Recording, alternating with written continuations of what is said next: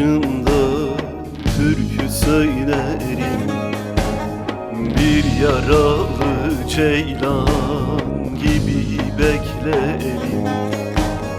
Dertlerimi yazıp çizip söylerim.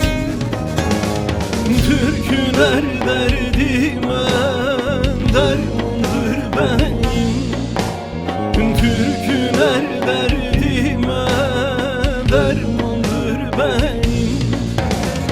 Söyle kardeş söyle, söyleme deyim. Bulunmaz çareyi nasıl bileyim. Dert içinde derman bulunur mu hey?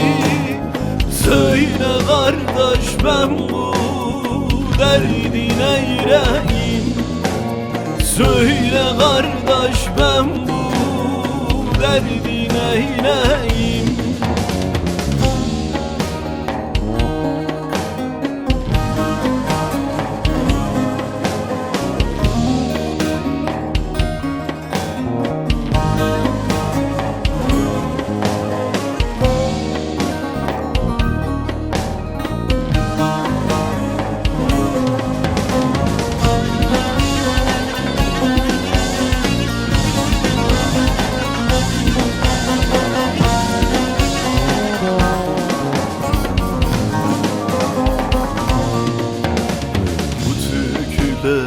Sevdamızı anlatır, melhem gibi yaraları kapatır.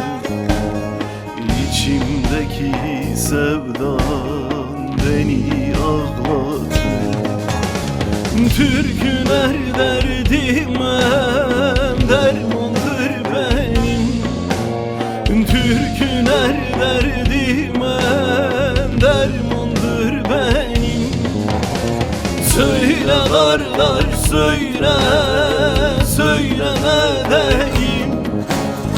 Bulunmaz çareyi nasıl bileyim.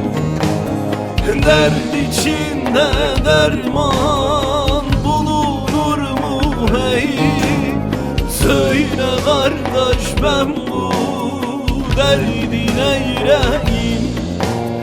Söyle kardeş ben bu derdi neyleyim?